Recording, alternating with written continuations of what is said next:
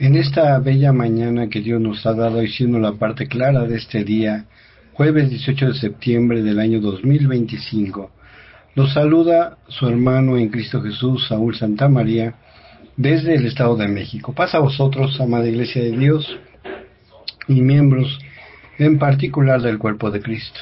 Saludamos de igual manera a todos los que se reúnen con nosotros en nuestras iglesias y quien primeramente Dios llegará a este mensaje por medio de las diferentes redes sociales.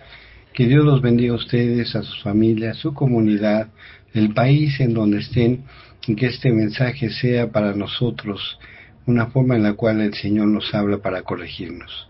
Este mensaje sea también de aliento, consuelo para muchos y corrección, pero antes de que lo analicemos necesitamos ponernos en manos de nuestro Dios, y esto lo haremos por medio de una oración. Les pido a ustedes que si van manejando, si van ustedes en el transporte, solamente en su mente lleven esta oración. Si puede usted hacerlo, hincarse también a hacer esta oración, o si no, acompañarnos en la posición en que usted solamente bajando su rostro al polvo de la tierra. Vamos a orar. Bendito Padre eterno, bondadoso y misericordioso, te damos las gracias, primeramente por la bendición que nos das al poder verla en un nuevo día, porque vemos y observamos que durante la noche tú nos cuidaste, nos sustentaste, bendito Padre, y ahora nos permites verla, las maravillas de este día que tú nos das. Nos ponemos en tus benditas manos, te damos gracias por todo, te suplicamos, Señor, que te quedes con nosotros, que siempre tu Santo Espíritu nos acompañe, y que ahora que hemos de analizar tu bendita palabra por medio de este mensaje, también crezcamos en nuestra fe, bendito Padre. Nos ponemos todos en tus benditas manos, dándote gracias por todo y suplicándotelo todo por los méritos de tu Hijo amado, nuestro Salvador Cristo Jesús. Amén. Muy bien, amados hermanos y estimados oyentes, hemos estado analizando el Evangelio de Lucas, el cual en él hemos visto que es un evangelio para el hombre o para los gentiles. En esta 15ª semana, el subtema es la entrada dramática del Hijo del Hombre a Jerusalén, su afirmación y su conflicto. El tema que hemos de ver el día de hoy se titula La purificación del templo, el justo enojo de Jesús. Y lo podemos encontrar en 3 evangelios, pero hoy vamos a analizarlo en el Evangelio de Lucas, capítulo 19, y solamente veremos el versículo 45 al 48. En estos textos vamos a ver la limpieza del templo por medio de nuestro Señor Jesucristo, pero para poder analizar estos textos necesitamos primeramente observar cuál es la molestia de nuestro Señor Jesucristo, por qué es que Él actúa de esta manera, y para esto nosotros tenemos que ver el Antiguo Testamento en qué significa precisamente esa limpieza que el Señor busca que hay en el templo y el por qué hay su molestia de nuestro Señor Jesucristo. Tenemos que ver primeramente que los holocaustos, los sacrificios y todos los pecados se limpiaban por medio de los sacrificios que hacía el sacerdote en el templo, y esto los podemos ver en Levítico, en sus capítulos del 1 al 5, y en el libro de Números también. En estos sacrificios se llevaban al sacerdote para que se ofrecieran en holocausto, consumidos por fuego en el altar, ofrendas por los pecados y por las culpas. Esto era para reconciliarse con Dios, y ofrendas de paz, para celebrar el compromiso y el convenio y la gratitud que tenemos o que tenía el pueblo de Israel con el Señor nuestro Dios. Todos estos sacrificios que se hacían por medio de animales, se hacían en el altar, tienen un significado cada uno de ellos. Vamos a verlos rápidamente y observar por qué se hacía cada uno de ellos, y el pueblo de Israel por qué lo llevaba a cabo. Nosotros tenemos que recordar también, más adelante observaremos que este tipo de sacrificios también reflejan el sacrificio que nosotros tenemos que hacer. Tenemos que observar también la importancia del lugar donde nosotros nos reunimos a adorar, y la importancia de ver nosotros qué papel estamos jugando dentro de la iglesia y como parte del templo y del pueblo de Dios, ¿sí? Estos sacrificios que se hacían por el pueblo de Israel eran actos de adoración, de expiación por los pecados, de gratitud y de comunión con Dios. Esto los llevaba también a que hubiera una obediencia hacia los mandamientos y la ley mosaica de nuestro Dios. Los tipos de sacrificios que habían eran el holocausto. Estas eran ofrendas de un animal completo, entero, que se quemaba en el altar y simbolizaba la devoción completa y el ofrecimiento de uno mismo. Esto quiere decir que yo lo entregaba, siendo israelita, ese animal completito para que se quemara, y de esa manera se ofrecía como si yo precisamente estuviera quemándome en ese altar hacia Dios. El animal toma mi lugar, y cada uno de estos sacrificios toman mi lugar como pecador, y en este caso se ofrecía precisamente el holocausto para una devoción completa hacia Dios. También estaban las ofrendas por el pecado. Es un sacrificio para que Dios perdonara el pecado que yo había cometido, reconciliándome y teniendo una mejor relación con Dios. Es la ofrenda del pecado. Ofrenda por la culpa. Se ofrecía por ofensas o porque yo profanaba alguna cosa sagrada. Esto quiere decir que yo en un momento dado ofendía a alguna persona, y también a lo mejor lo hacía dentro de la iglesia, a lo mejor dentro del templo lo hacían, o a orillas del templo, en vez de estar a lo mejor haciendo oraciones como normalmente se hacían en ese tiempo. No, el ser humano lo que se dedicaba, y a veces pues sucedía algún conflicto y yo ofendía a alguna persona, o ofendía precisamente el lugar y las cosas sagradas de Dios. Había también ofrenda de paz. Esta se celebraba como un pacto con Dios y su pueblo, expresando la gratitud y estableciendo una nueva comunión con nuestro Dios, con Jehová Dios, con la intención de que se viera esa relación que tenía el ser humano con Dios, y en agradecimiento por todo lo que en ese momento estaba dando el Señor hacia cada uno de los congregantes. Todos estos regularmente eran individuales, cada uno de los sacrificios. ¿Cuál es el proceso por el cual se hacía este sacrificio? Bueno, se llevaba el animalito y el sacerdote lo tomaba en su mano, y la persona que iba a hacer el sacrificio ponía la mano sobre el animal, mientras el sacerdote lo degollaba, lo mataba y lo destazaba. ¿Para qué? Para que de ese modo los pecados pasaran al animalito, y nosotros pudiéramos tener, o el ser humano pudiera tener esos momentos para reconciliarse con Dios por medio de la oración. La segunda cosa que se hacía al morir el animal para el sacrificio, se recogía toda la sangre, con la intención de que esa sangre se rociaba en el altar, ¿sí? O se guardaba en unos cuernos, y después iba, cuando empezaban a quemar al animalito, se rociaba sobre el animalito, ¿sí? Después también había algunas partes en algunos sacrificios, las cuales se quemaban en el altar directamente, que son las entrañas, todo lo de adentro del animal, la grasa, porque la grasa tampoco está permitida que se comiera por el pueblo de Israel, y también se quemaba esa grasa en el altar. El consumo de la carne, algunas partes del animal eran consumidas por los sacerdotes y devueltas para ofrenda, ¿sí? Dependiendo qué tipo de sacrificio. También acuérdense que había una parte en la que los levitas podían, y el sacerdote podían tomar una parte para ellos cubrir sus necesidades de alimentación.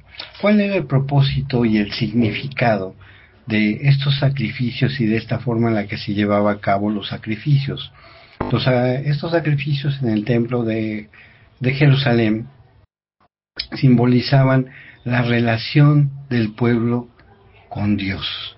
Esa relación que debería de estar siempre limpia, pura, en la cual debe haber un apartamiento, pero en la cual, conociendo Dios las debilidades humanas, ponía el sacrificio con la intención de que el ser humano pudiera congraciarse con ese sacrificio y llegar limpio y hacer una oración limpia a Dios.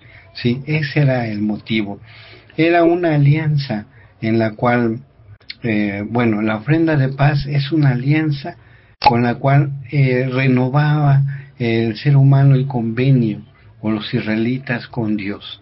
¿Qué convenio tenían de que tenían siempre Dios la protección, el sustento, el alimento, el cuidado, y tenían una esperanza de una vida eterna que el Señor Jehová les había dado, pero finalmente reforzaban todo eso, su amor hacia Dios, y constantemente esa celebración de ofrenda de paz la hacían con la intención de renovar esos votos para que Dios siguiera teniendo misericordia de cada uno de ellos. Había también las ofrendas de expiación y reconciliación, ¿sí? De ese modo los israelitas recibían el perdón y restauraban esa relación con Dios, ¿sí? Después de haber quebrantado su voluntad. Una de las situaciones que pueden haber sucedido es posiblemente el haber faltado a lo mejor en el Shabbat al templo, faltado a lo mejor de llevar sus ofrendas, sus diezmos, sus primicias al templo, y pues no cumplir de esa manera sus votos que deberían de tener. Finalmente ellos de esa manera, en la expiación y reconciliación, quitaban también esos pecados y tenían la reconciliación con el Señor Jehová. ¿Cuál era la forma en la que debería de llevarse el animalito para ser sacrificado? Esto lo podemos encontrar y recordemos lo que les dije al inicio. Lean ustedes Levítico, capítulos del 1 al 5, y van a ver todos los diferentes sacrificios y cómo se deberían de llevar. Hice una breve explicación, pero quiero que veamos cómo deberían de llevarse cada uno, o en este caso los animales, para el sacrificio. Levítico 22, del versículo 18 al 20, nos da una explicación muy exacta de cómo debe de ser lo que Dios exigía, pedía, y que debería de cada hombre que quería reconciliarse con Dios llevarlo de esta manera. Dice así: habla a Aarón y a sus hijos y a todos los hijos de Israel y diles: cualquier hombre de la casa de Israel o de los forasteros de Israel que presente su ofrenda, ya sea de sus ofrendas votivas o de sus ofrendas voluntarias, las cuales presenta al Señor como holocausto, para que os sean aceptas, deben de ser macho sin defecto del ganado, de los corderos o de las cabras. Lo que tenga defecto no ofreceréis, porque no os será aceptado. Entonces, especificación muy directa. Todo lo que se debería de ofrecer es un macho sin defecto, ¿sí? Que tuviera de corderos, de cabras, de animales. Debería ser un animalito sin defecto.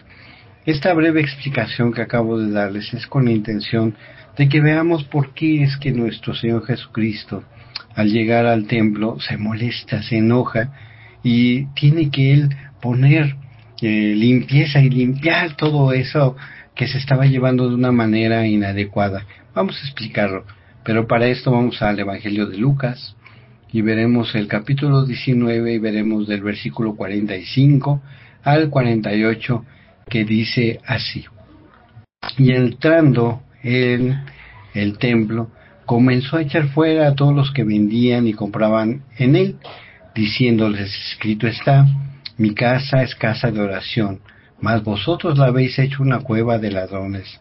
Y enseñaba cada día en el templo, pero los principales sacerdotes, los escribas y los principales del pueblo procuraban matarle, y no hallaban nada que pudieran hacerle, porque todo el pueblo estaba en suspenso oyéndole. Podemos observar varios puntos aquí importantes de qué es lo que hizo nuestro Señor Jesucristo. Primeramente, lo que podemos ver, que Él entrando en el templo, comenzó a echar fuera a todos los que vendían y los que compraban. Esto lo hizo porque en ese tiempo el pueblo de Israel iba a llevar sus ofrendas, sus expiaciones, o llevaba sus animalitos, pero quien en un momento dado viajaba desde lugares muy lejanos, o en un momento dado no llevaba en ese momento un animalito, pues había en ese lugar, en la entrada del templo, había cambiantes, había quienes hacían negocio, no nada más con los que iban a hacer el sacrificio, sino también con los sacerdotes. Entonces esto llevaba a que ya había una corrupción muy grande para entrar al templo y hacer los sacrificios. Esto demostró a nuestro Señor Jesucristo, porque incluso había quienes ya no compraban los animalitos que fueran que fueran totalmente limpios y puros, sino que había, pues está a lo mejor este becerrito que tengo aquí, se lastimó, nació enfermo de una pata o se lastimó y le sacaron un ojo, te lo voy a dar más barato, pues tú preséntalo. Incluso los sumos sacerdotes, los sacerdotes también se habían prestado ya esta situación, ya era una situación de negocio para ellos, en el cual vendían animales enfermos, en el cual vendían animales lastimados, en el cual los compraban muy económicos, con la intención de que ellos pudieran cumplir con ese rito, el cual ya no era agradable a Dios, como vimos en el texto de Levítico 22, que ya eso no era agradable para Dios, ¿sí? Nuestro Señor Jesucristo, al ver todo eso, pues se molestó y por eso empezó a echar fuera a todos los que vendían. Fíjense, había una situación, una paloma, tan solo hagan de cuenta que una paloma hoy en día costara 4 pesos afuera del templo. Bueno, pues ellos, con tal de hacer un buen negocio, porque ya llevo yo prisa y quiero hacer ese sacrificio a Dios para que me perdone, esa paloma ya no me la venden a 4 pesos, me la venden a 75 pesos y yo la compro porque pues ya la necesito. Entonces era un gran negociazo para todos esos cambiadores. Y pues eso a Dios no le gusta, y nuestro Señor Jesucristo, al ver toda esa situación, pues los empieza a correr. Y les dice algo muy importante: mi casa es casa de oración y ustedes la han convertido en una cueva de ladrones. Estos mercaderes o estos vendedores que estaban afuera del templo ya habían vuelto una situación en la que incluso ya le robaban a Dios, y que habían contaminado no solamente el lugar de adoración, de entrada de la adoración, sino que incluso habían corrompido a algunos sacerdotes para poder hacer convenio con ellos y poder llevar a cabo ellos sus movimientos que no estaban correctos ni eran correctos, ¿sí? Podemos observar que en Marcos, el Evangelio de Marcos, lo describe en una situación también fuerte y dice: no está escrito, mi casa será llamada casa de oración para todas las naciones. Esto lo tomó Marcos precisamente de Isaías 56:7, donde dice: yo los llevaré a mi santo monte y los llenaré de gozo en mi casa de oración, sus holocaustos y sus sacrificios serán aceptos sobre mi altar, porque mi casa será llamada casa de oración para todos los pueblos. Pero en este punto donde nuestro Señor Jesucristo había llegado, donde la profecía se estaba cumpliendo precisamente para todos los pueblos, podemos observar que ya los cambiantes, los vendedores, habían hecho un gran negocio y habían corrompido algo que era agradable para Dios y lo habían hecho algo impuro para venderlo a los hombres, para hacerle a los hombres un favor con una conveniencia económica. Las actividades que ellos llevaban y vendían y compraban era algo que en un momento dado ya no era agradable a Dios, ni debería hacerse de esa manera. En ese momento es cuando precisamente nuestro Señor Jesús los saca del templo. Pero algo hace importante: después de haberlos sacado del templo, después de haberlos expulsado de esa manera de vivir incorrecta que no era agradable a Dios, Él se dedicaba a hacer algo, porque dice, y enseñaba cada día en el templo. Entonces, continuamente, después de haber deshecho esa corrupción, de haber quitado esa corrupción en el templo, ahora Él se dedicaba a predicar, enseñar, a ayudar a los que lo necesitaban, porque podemos ver qué es lo que hacía nuestro Señor Jesucristo en ese lugar. Mateo 21:14 dice así: y vinieron a él en el templo ciegos, cojos, y los sanó. Entonces se dedicaba a enseñar, y dentro de la enseñanza les mostraba cuál era la importancia o la verdadera labor de estar en el templo, ¿sí? Que era no solamente enseñar, sino también sanar a enfermos, ciegos, cojos, gente que llevaba en un momento dado para sanar. Él estaba presente ahí. Y todo el pueblo, al ver esas señales, al ver lo que había hecho, se conglomeraba, estaba reunida con la intención de estar oyendo en suspenso qué es lo que estaba haciendo nuestro Señor Jesucristo. Entonces podemos ver por qué nuestro Señor Jesucristo se molestó. Algo bueno, algo puro que Dios había hecho para que el hombre pudiera acercarse limpio delante de Dios y pudiera tener una oración limpia, lo habían convertido en una cosa desagradable y deshonesta delante de Dios. El problema no es lo que Dios les había puesto, sino que el hombre corrompió esa manera en la cual Dios permitía que se acercaran a Él. Por eso es que hay el enojo de nuestro Señor Jesucristo, y el enojo tuvo una motivación: deshacer, quitar todo eso, ¿sí? Y enseñarle al pueblo la importancia de cómo acercarse a nuestro Dios. Para nosotros también hay una gran enseñanza en estos textos que hemos observado. Como en los tiempos de nuestro Señor Jesucristo, hoy podemos observar también esas situaciones que pasan dentro de nuestros lugares de adoración. Dios ha puesto nuestros lugares de adoración donde Él ha escogido, donde Él ha dado bendición a la congregación, y nosotros ¿qué tanto estamos cuidando ese lugar de adoración, esa casa, esa construcción? ¿Qué tanto la estamos cuidando y cómo cuidamos? ¿Qué tanto estamos cuidando todos los artículos en los cuales nosotros nos reunimos, nos congregamos, ¿sí? Posiblemente muchos tenemos muchas bancas, hay otros lugares donde hay sillas, hay otros lugares donde posiblemente nada más puedan estar reunidos de una forma de pie, pero aún así la estructura, aún así la construcción requiere de un cuidado y de un mantenimiento.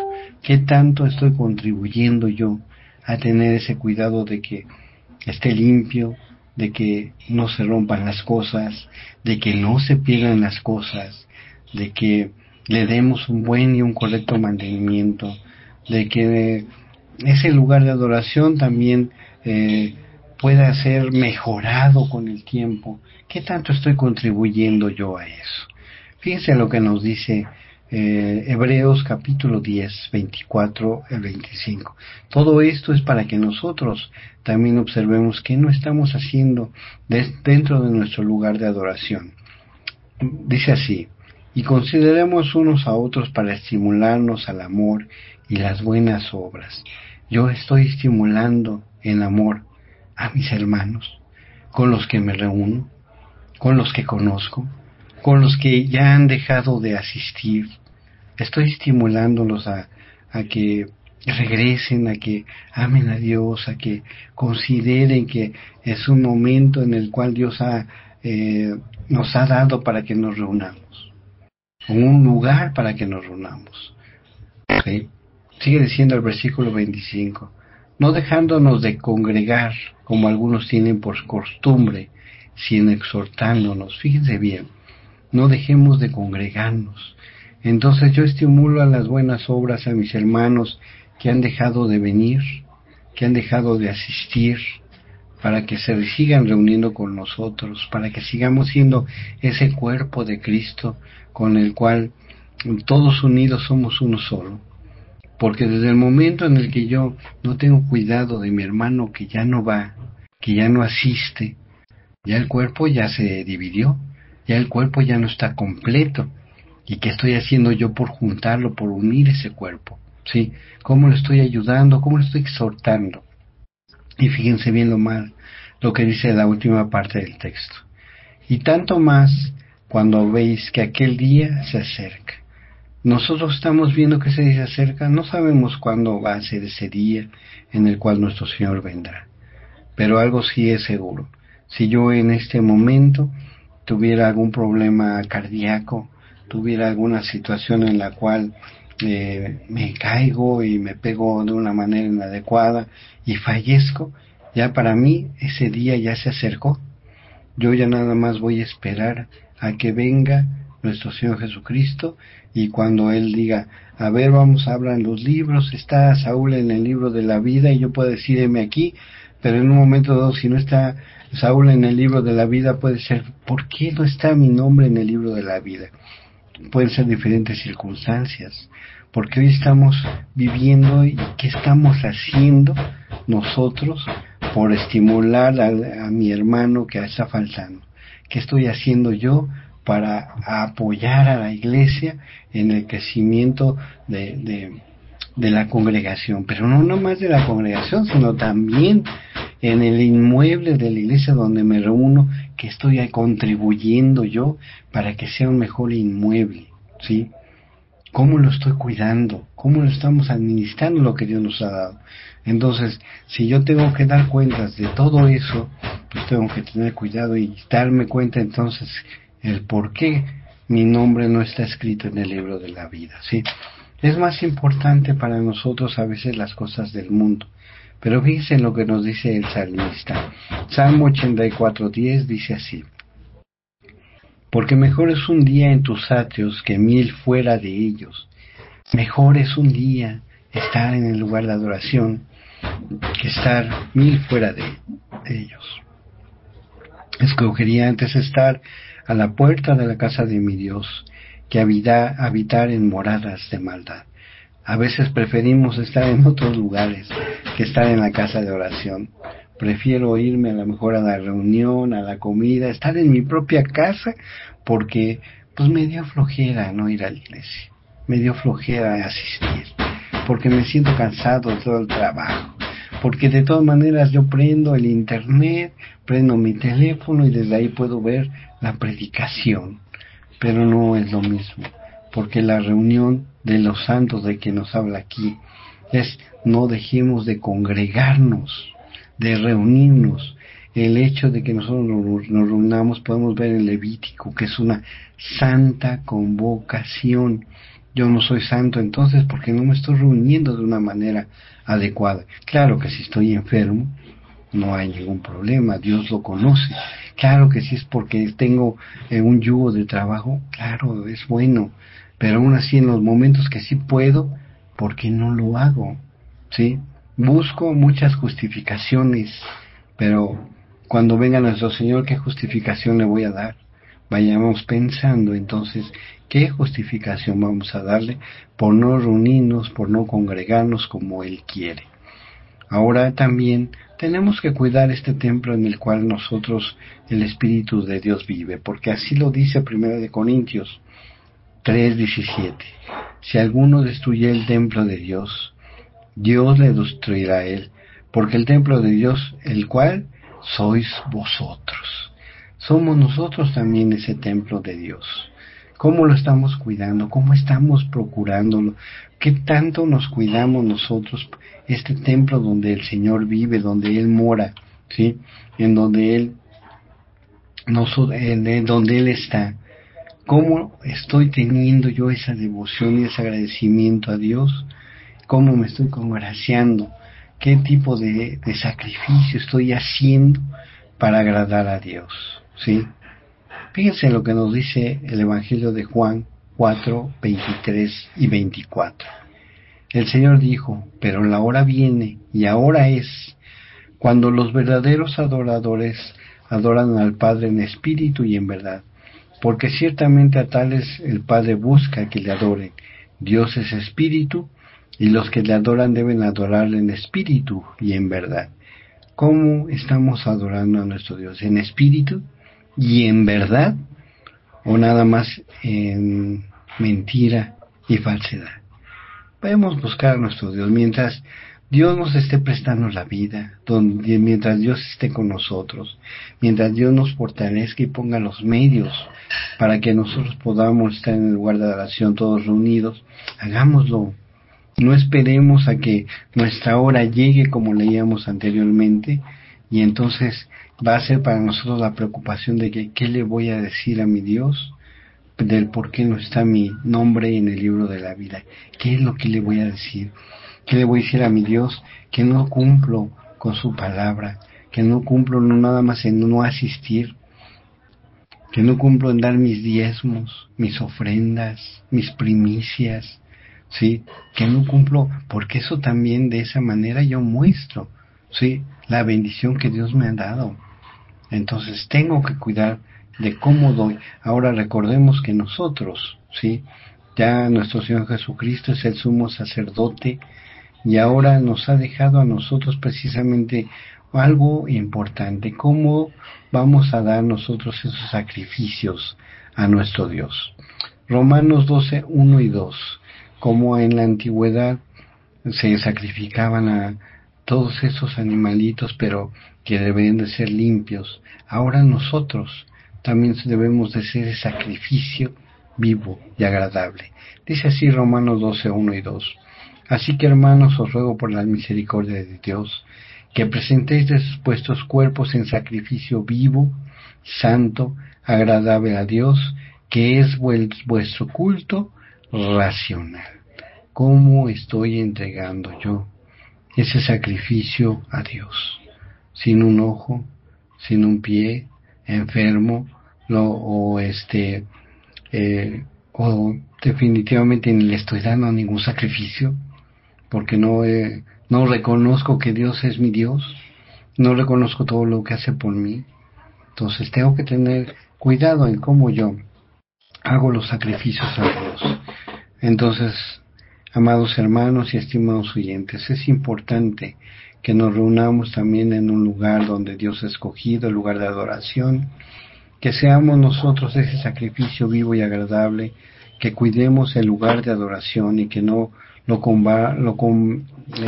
convirtamos nosotros en un lugar en el cual hacemos cosas inadecuadas, que vendrían siendo cambiar, estar en ventas, hacer negocios, porque Dios no le gusta eso, sino que nosotros seamos un sacrificio vivo y agradable en el cual nos reunimos todos como un cuerpo, un solo ser, ¿sí? En santidad, para cambiar nuestra manera de vivir y nuestra manera de ser, que es a lo que vamos todos nosotros.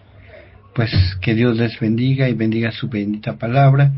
Vamos a hacer una oración y nuevamente les pido que inclinen su rostro, que quien pueda hacerlo de rodillas lo haga, o quien no pueda hacerlo lleve la oración en su mente.